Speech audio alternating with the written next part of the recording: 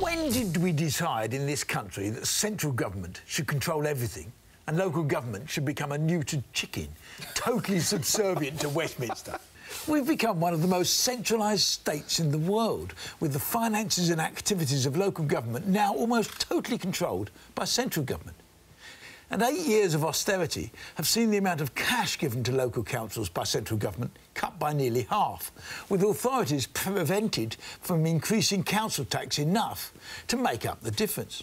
But the chickens are finally coming home to roost, with councils like Northamptonshire and Surrey, both Tory-run, close to being bankrupt, and many others almost certain to follow. This shift to centralised power couldn't have happened in a country like the USA or Germany, where local and regional democracy is still very strong.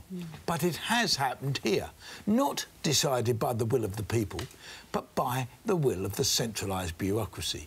The old Soviet Union would have been proud of us.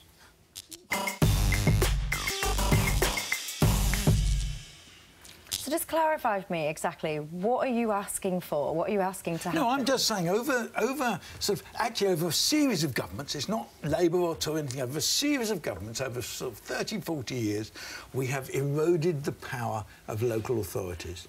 And we've done it by, first of all, limiting what they could raise themselves, and then, in other words, if they wanted to put up the rates or the council tax, they can't. And now they're being allowed to a little bit this year, but that's because of the crisis that's around. So what we've had is central government taking more and more control of what used to be controlled by local government because of it, and secondly, making sure they can't get any money. Greg, this is since George Osborne had the idea that by 2020 all councils should be self-financing, and he put in motion a plan, and it was that they were going to hand back the business rate income to councils. Now, since 2013, the councils get 50% of the business rate income, which amounts to 23 billion quid. So it's not centralised; it's less centralised than it's ever been. And you mentioned Northampton. Sajid Javid ordered a report into Northamptonshire because Secretary, just to remind everybody. Yes, sorry. That's right. One, because they are overspent. One, because they didn't put up their council tax. And two, because they have farmed out a lot of their services to outside sources, which is really expensive. So it could be just a case with Northampton of bad management. The report comes out in March. It could be, but I mean, you do get the feeling that governments have constantly said to local authorities, we're going to make your cuts there, we're going to make the savings there. And actually, you have now got a crisis coming in local government. You talk to, I mean, the local government association themselves, which is Tory-run, said many councils are close to the edge. Well, basically, because but they want the government to pay they are. But all I'm saying, let's forget about the money. Thinking about democracy in a lot of countries, there is national democracy and local, and there is regional democracy, and there's local democracy. We have increasingly allowed central government to take away the powers from local government. It is. It's not true. George Osborne, the plan was to make them self-financing. And what's happening is Mrs. Thatcher had the same plan with council tax. But it's been happening. It's not just a plan. But the reason they're short is because the government was giving multi-million-pound grants to councils.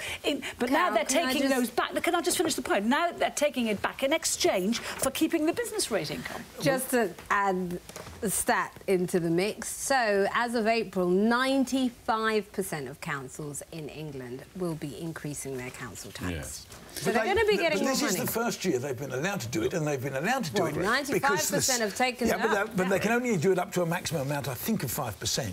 Right. But that's because social care is in massive crisis. That actually local authorities, which pay for a large chunk of old people and old people's homes, actually can't afford it. They can't afford it. And that's something we have to look at. Back to your increase in taxes on everything. I'm more interested in saying, I'm more interested in the wider argument. I'm more interested in the wider argument that I think we have handed democracy in this country to the centre. And it's time we devolved it. We need to get a bit of balance here. This is what the government are saying, the Ministry for Communities, Housing and Local Government. They set your council tax. Overall, councils will see a real-term increase in resources over the next 2 years. More freedom and fairness, and with a greater certainty to plan and secure value for money. We are also delivering on our commitment to give councils more control over the business rates they raise locally, with millions of pounds staying in communities and being spent on local priorities. There endeth that. Now, Greg, to keep the chicken metaphor going, much of what you said is a load of cock and bull. You are speaking speaking clucking nonsense. Absolute clucking nonsense. Nick, let me explain why. The viewers watching this now will know that in their local authority area there are wardens prowling like vultures ready to give them parking tickets if they stay so long as 2 minutes to pick up prescriptions. The councils come up with ever more inventive ways to gouge cash out of our pockets, and for what services? I don't know, I think I get my bins collected about once a year. The local library is just about to be, well, it's certainly down. Most houses in the land now get bins taken about every other week, so we have less services. Libraries, unfortunately, closing even. Swimming pools are closing. They are doing less, and they continue to get the money. They should be spending it more wisely. Greg Dyke. Well, you live in the same borough as I do. And I get mine collected weekly, so you must be doing something wrong. Can I just... She's lying to me. No, it's honestly, bit by bit by bit, we have taken the balls from local authorities. That actually they haven't got that. You're talking about giving back the council, giving back the business rates. Yes. When I covered local authorities 40 years ago as a young journalist, let me tell you, they controlled the council tax. Can I also say part of their being skint could be because 539 council employees received salaries of more than 150 grand in 2015-16. There's a way it's going. But if you want someone to run quite a big local authority... You've got to give them 250 grand. Give me a break. Only 539 of them. How many council employees are there in the country? Well, it doesn't matter. That's on 6 figures. Imagine how many on 5. I might not have mentioned this, but I am from Hull. Get out! Oh, God. And some years ago, our local council became one of the richest local authorities in the land. It sold its telephone system, Yeah, we used to have that. this, like, phone system called Kingston Communications, and the council sold a massive chunk of its shares. And built a football stadium. Yeah, with they the money. got 260-odd million quid.